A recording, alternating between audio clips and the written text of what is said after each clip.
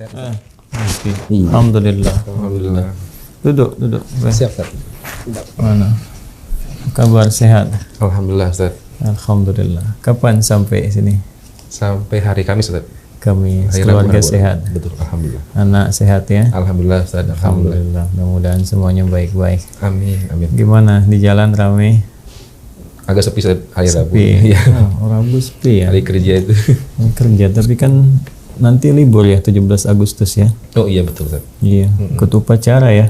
Oh iya. Ya, ikut upacara, kemudian juga bikin kegiatan yang menjadikan kita satu, mensyukuri nikmat kemerdekaan. Yang kedua, selalu menampilkan nasionalisme dalam setiap keadaan, cinta tanah air, cinta bangsa, dan yang paling penting mewujudkan karya nyata. Ya, jangan sampai bangga tapi nggak bisa membuat sesuatu yang memakmurkan negeri. Gimana? Ada berita apa? Biasanya suka bawa berita. Betul, Ustaz. Ini seperti Ustaz di media sosial itu sekarang lagi rame-ramenya, Ustaz, lagi rame. Kenapa mantau media sosial terus? Kenapa ngaji Quran nih ya? Soalnya beritanya seliweran, Ustaz, di berita-berita juga suka ada di portal-portal Pada berita. baca yang seliweran mendingan kan baca yang jelas-jelas, Quran, hadis, ya. Bukan panduan kehidupan. Jangan terlalu banyak interaksi begitu ya. Betul, Ustaz. Ya. Kenapa? Ada masalah apa? Ini apa namanya, rame lagi diperbincangkan itu yang di medsos itu ramai soal dukun. Dukun yang bahkan yang menggunakan ayat-ayat Al-Qur'an, Ustaz, seperti itu. Ada yang begitu. Iya, ternyata. Begitu ya? Betul. Zaman Nabi dituduh dukun, sekarang dukunnya pakai Quran. Iya. Pertama, jadi hukum berkonsultasi, meminta sesuatu, membenarkan dunia perdukunan atau apa yang dikatakan dukun sendiri, itu ancamannya tinggi dari Nabi SAW.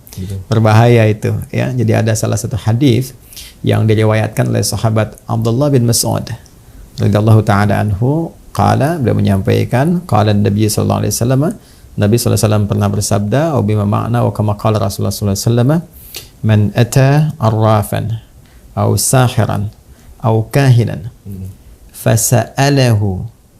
Siapa yang datang, kata Nabi sallallahu alaihi wasallam, kepada arrafan.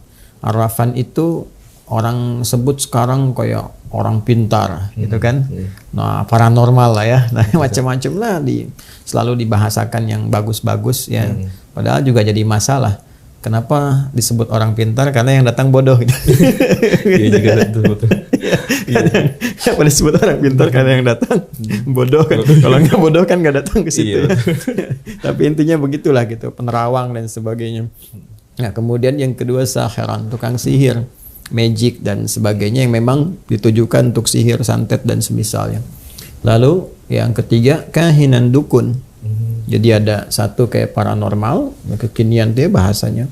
Kemudian yang kedua tukang sihir, yang ketiga adalah dukun. Fasadahu, lalu meminta sesuatu, konsultasi kah, minta untuk jasa tertentu kah, penerawangan, minta jimat, minta ini, minta itu, atau minta jasa untuk menyakiti seseorang dengan sihir, ya, minta jimat pada dukun tertentu misalnya dengan sesuatu. Kemudian ini yang jadi persoalan, ya, fayusaddiquhu bima yaqul. Kemudian dia membenarkan, meyakini apa yang disampaikan oleh dukun itu, ya, atau tukang sihir itu, atau paranormal itu. Apa kata Nabi sallallahu alaihi wasallam? Nah, ini yang paling berbahaya. Itu diancam langsung dengan kalimat Nabi, faqad kafara bima unzila ala Muhammadin sallallahu alaihi wasallam. Maka pada saat orang itu datang ke dukun, ke tukang sihir, ke paranormal dan membenarkan apa yang disampaikan oleh orang-orang itu, maka dia telah mengingkari, telah kufur terhadap segala yang diturunkan kepada Nabi Muhammad sallallahu alaihi wasallam. Ya. Nah, itu di antara uslub, ya, atau cara menyampaikan informasi yang menunjukkan kecaman yang sangat tinggi, bahkan nanti menunjukkan kepada kekufuran terhadap nilai-nilai syariat yang paling pokok, yaitu akidah. Itu berbahaya. Itu berbahaya. Kata Nabi sendiri itu telah kufur dengan syariat Nabi. Karena itu anjurannya adalah segera bertaubat, ya. Jadi jangan sampai melibatkan diri pada yang seperti itu.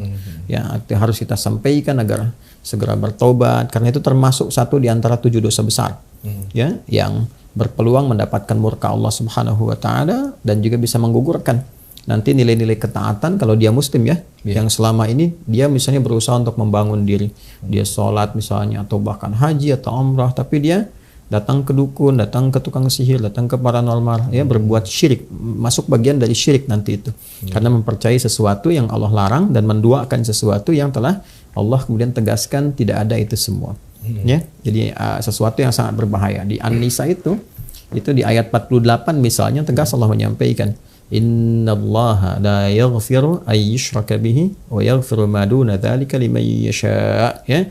Sungguh kata Allah sendiri yang menyampaikan. Allah tidak akan berkenan mengampuni dosa syirik, ya kan? Kalau dia bawa sampai mati, ya, kalau sampai wafat dia bawa dosa itu. Kecuali kalau sebelum datang ajalnya dia tobat, ya, mohon ampun kepada Allah, dia perbaiki dirinya, menjauhi syirik, tobat dan nasuha, maka berpeluang mendapat ampunan Allah Subhanahu wa taala.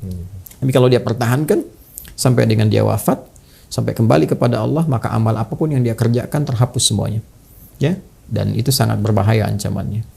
Itu bagi yang berbuat konsultasi, kan, membenarkan, percaya dengan itu semua. Sekarang kalau jadi pelakunya, itu jadi lebih berbahaya lagi tuh, ya, bila dia mengaku muslim, ya, bila mengaku muslim. Karena itu kita mendoakan semoga Allah melembutkan hati-hati orang yang menduga bahwa dukun itu bagian dari profesi, misalnya, ya. Hati-hati kalau dia muslim, ya. Kalau dia bukan muslim, ya itu urusannya. Kita tidak memberikan pencerahan atau arah-arah jalan kebaikan yang mengikat di luar nilai keislaman. Kalau ingin belajar dipersilahkan. Tapi bagi orang Islam mesti yakin dengan tuntunan keislamannya. Ya, mesti yakin dengan pedoman keislamannya. Nah, di tuntunan keislaman itu tidak boleh menjadi dukun. Jadi kalau ada orang Islam menganggap bahwa dukun bagian dari profesi, itu dosanya besar. Apalagi kalau jadi dukun.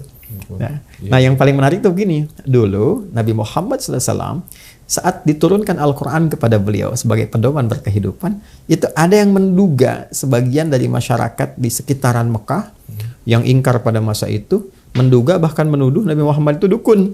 Penyihir tadi. Iya, dituduh penyihir, dituduh penyair, dituduh gila, dituduh lagi dukun. Jadi ayat-ayat Quran itu diposisikan sebagai jimatnya, katanya Muhammad bawa jimat, dia dukun tuh. Makanya turun beberapa ayat, yang paling pokok tuh 2 ayat. Ya, yang langsung diturunkan oleh Allah Subhanahu wa taala sebagai pembelaan bagi Rasulullah sekaligus menepis semua tuduhan-tuduhan itu. Jadi Allah telah membebaskan Nabi Muhammad SAW dari tuduhan-tuduhan perdukunan, ya, dengan ayat-ayat Quran. Lalu kalau datang orang membawa ayat Quran dan itu dukun, itu dosanya besar sekali. Nabi Muhammad dituduh dukun, ya, Qurannya sebagai jimat, dibebaskan oleh Allah tuduhan itu. Lantas datang orang belakangan, ya, mengaku dukun, membawa ayat Quran sebagai jimat, itu dosanya besar. Kebayang nggak cara berpikirnya? Nah, di surat apa kira-kira? Di surat Al-Haqqah, ya, surat Al-Haqqah ayat 42. Wa ma huwa biqauli kahin qalilan ma tadhakkarun. Kata Allah, dan Quran itu bukanlah jimatnya para dukun. Ya, Quran bukan perkataan dukun, apalagi digunakan misalnya, ya, untuk magic tertentu atau ini dan itu dan sebagainya yang dipahami sebagai bagian dari perdukunan, itu nggak boleh. Qalilan ma tadhakkarun. Orang-orang yang berpraktek seperti itu, kata Quran, itu nggak pernah zikir tuh orangnya. Ya, qalilan itu kalau pakai ma, itu kesannya nggak pernah. Ya, kayak orang Arab bilang begini misalnya, qallama ta'tina atau qallama tazuruna. Kayaknya kamu lama itu kan diartikan sedikit, ya, dikit sekali datangnya, gitu kan, dikit sekali ngunjungin saya ke sini. Nah, itu terjemahan bebasnya. Tapi secara balaghah kata qallama ta'tina itu atau qalilan ma itu menunjukkan nggak pernah. Jadi kalau seseorang sudah berbuat maksiat, itu pasti implikasi terbesarnya kesolehannya akan menurun. Ya, karena salah itu lawannya soleh. Jadi kalau solehnya naik, salahnya turun. Kalau salahnya naik, solehnya turun. Ya, makanya orang-orang munafik itu sedikit zikirnya. Innal munafiqina yukhadi'una Allah wa huwa khadi'uhum wa idza qamu ila sholati qamu kusala yura'una an-nasa wa la yadhkuruna Allah illa qalila wa la yadhkuruna Allah illa qalila. Ya, An-Nisa ayat 142. Kata Allah, orang munafik itu kan banyak problemnya tuh. Banyak maksiatnya, banyak salahnya. Makanya kalaupun zikir itu cuma sedikit, itu pun kalau ada kepentingannya aja. Ya, untuk kebutuhan dunianya. Ini zikir tarik ke dunia. Nah, para dukun itu disebut oleh Quran qalilan ma tadhakkarun, hampir nggak pernah zikir. Apa di antara zikir itu? Quran, gitu kan? Itu disebut dengan zikir. Inna nahnu nazzalna dzikra. Jadi para dukun tuh pasti kalau dia mengaku muslim pun bawa ayat Quran, dia sendiri belum tentu bisa baca itu. Ya? Iya. Ya? Ngajinya pasti berantakan tuh. Iya. Salatnya pasti nggak benar tuh. Itu bahasa Quran. Iya. Ya, kemudian ada lagi di surah At-Tur di ayat ke-29. Fadzakir fama anta bi ni'mati rabbika bikahinin wala majnun. Ya, wadzakir, ingatkan, share, pahamkan orang, gitu kan?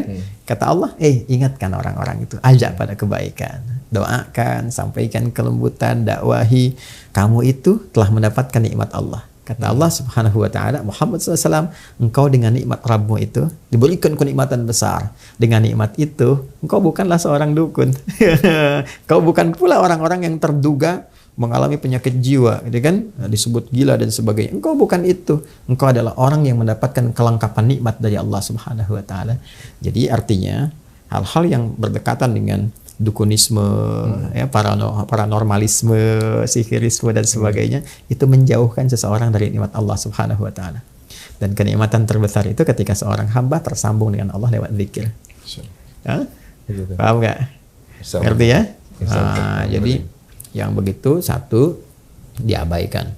Sekalipun seseorang dia mengenakan misalnya perangkat-perangkat keagamaan, keislaman dan sebagainya, tapi membawa risalah-risalah, informasi, ajaran-ajaran yang bertentangan dengan nilai keislaman, jauhi. Yang kedua, doakan, karena dia pun selama hidup masih punya hak untuk menjadi soleh.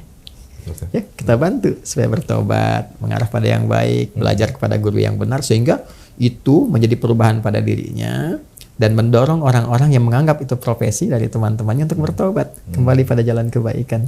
Ya, kalau ada yang soleh, kenapa pilih yang salah? Rizki dijamin nggak oleh Allah? Dijamin. Diberikan nggak? Diberikan. Terus yang menjaga kita siapa? Allah. Yang merawat kita siapa? Allah. Allah memberi jalan yang baik tidak? Kalau ada jalan yang baik, kenapa membeli yang buruk? Betul.